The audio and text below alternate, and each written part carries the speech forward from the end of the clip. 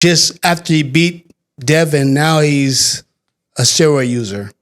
And now his name is smeared, kind of like mine, was smeared for doing steroids. And, he has to watch out because maybe he might get, fined, or he might not be able to fight or whatever for a certain length of time because he, quote unquote, did steroids. That Victor Conte said. And who made him the, the ambassador for clean boxing? Shane Mosley, Hall of Fame boxer, is questioning how Victor Conte became the ambassador of clean boxing program despite his past. This, of course, with the Ryan Garcia failing with Osterine testing positive in the Devin Haney fight, the fight week, day of the fight, the 20th of April, the 19th of the fight. Ryan, it was said that he had Osterine in his system. Now, I'm not going to go into the whole background, but for those that don't know, just type in Victor Conte of the Bay Area and the Balco scandal, right? Go to his Wikipedia, go to the page. They even have a Netflix documentary. And basically what happened is Victor Conte was found to be supplying through the Balco lab steroids and illegal doping to miscellaneous fighters or athletes in this space, like just professional sports. So there's a whole scandal. He did some jail time. Says Game of Shadows, Barry Bonds, Balco, and the steroid scandal that rocked professional sports. Yada, yada, yada. So they got some material for you guys to read. And Balco leaks, da, da, da, da. So he has a sketch past, and now he says he's committed to clean boxing program. He's done his time, blah, blah, blah. He has his own supplements company. A lot of fighters use it, called SNAC. Some people don't trust it still. Like guys like Gervonta Davis have been very skeptical. And also Shane Mosley, who directly had contact with Victor Conte and or his outfits when he was fighting. And, ultimately he just doesn't trust Victor Conte, which is the clip you heard at the beginning on his podcast. Shout out to Shane Mosley. He's saying, color me skeptical. Who made Victor Conte the it guy when it comes to this? Now, certainly with that brief overview and cliff notes of what happened, at least it would appear to me that it would be understanding that no matter what, people have suspicions based on Devin Haney working with Victor Conte. Ryan Garcia is saying Victor Conte, his name, and I was framed, and I've never failed a drug test, and conveniently the week of the fight I failed. Circumstantial things, right? And that element looks, I guess you could say, reasonable based on his past. Like, you can't be involved in different things like this, like the underworld or the dark web, and then even if you say you've cleaned your life, some people are going to be doubtful and skeptical. The Haneyacks are acting like they can't understand this though, but that's part of it. Like for me, like I've never done steroids, I've never sold steroids, so nobody would be skeptical of me if I opened a vitamin company because I don't have a history of doing anything. But for Victor Conte, knowing his past and everybody knowing the scandal and Balco and Marion Jones and all this type of stuff, that's why people are doubtful just from the optics looking in. You wouldn't have Jared from Subway or R. Kelly, and if they got released, let him run your daycare. Or at least I wouldn't expect it. And even if you did, like, hey, they did their time, they're rehabilitated men, you would still have parents that don't trust it. Just, whether it's a added precaution or paranoia or whatever. Shane Mosley seems like one of those people. Now, the thing that I don't understand is this, and hopefully a Haneyack can explain this in the comment section. It has been said that Ryan Garcia popped dirty for Osterine on the 19th and 20th of April, the day of the fight, day before the fight. That in and of itself seems weird that someone would wait that long and then start juicing, or very close to the date that they would start juicing, but whatever. They're saying it's in his A sample, his B sample. I get it. Ryan's denying it. Ryan, is saying crazy things in his opinion, some conspiracy theory, pointing the finger at Victor Conte. Shane Mosley kind of pointing the finger at Victor Conte, saying they don't trust it, things of that sort.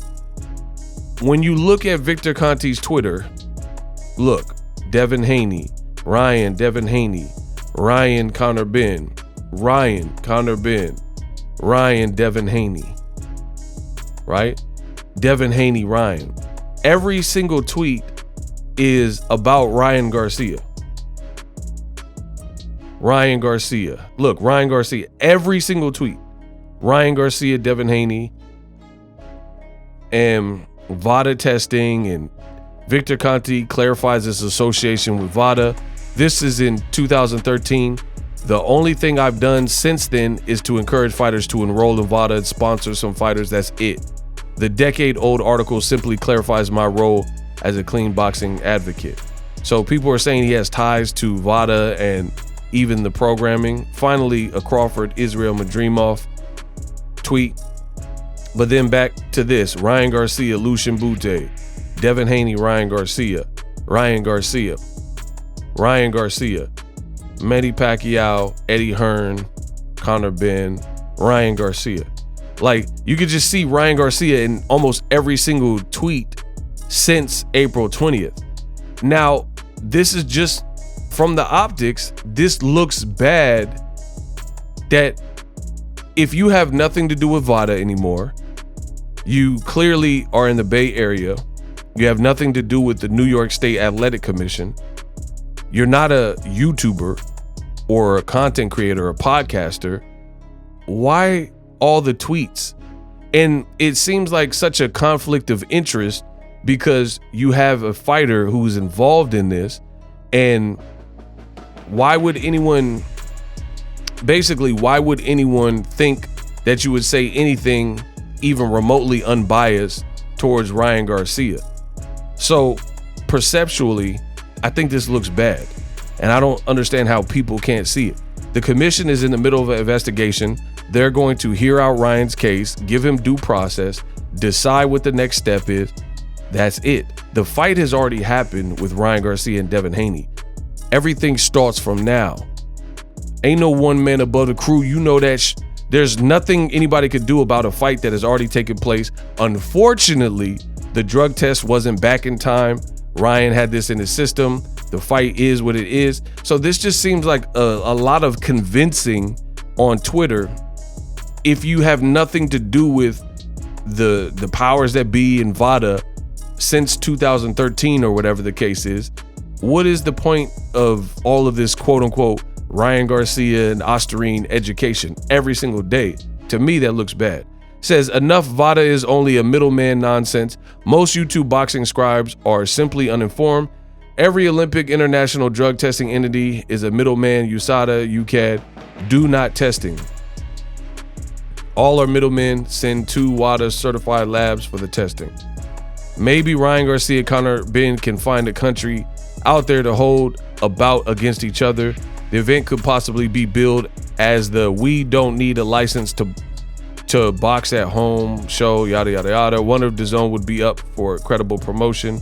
Enough Ryan Garcia Canelo hair test comparison. My take: Canelo gave receipts to restaurant with contaminated meat traceable to slaughterhouse and studies showing 30% blah blah blah meat contamination. So the reason he's saying this is because people brought up from December an interview with Victor Conte where he was saying he believes Canelo when it comes to the clenbuterol.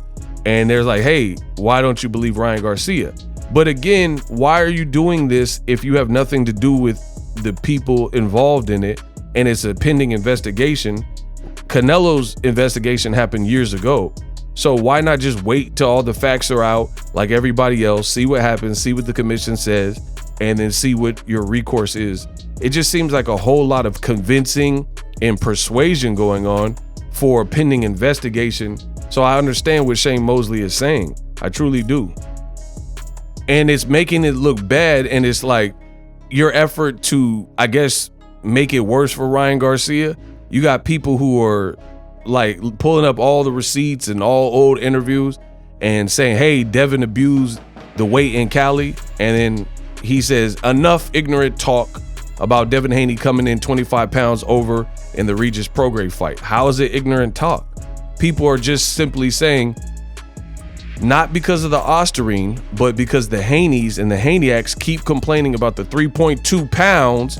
People are saying, how are you going to complain about 3.2 pounds? Devin Haney rehydrates a lot too. That's the gist of what they're saying. He's saying enough ignorant talk about Devin coming in 25 pounds heavy in his first fight at 140, a fight that I went to.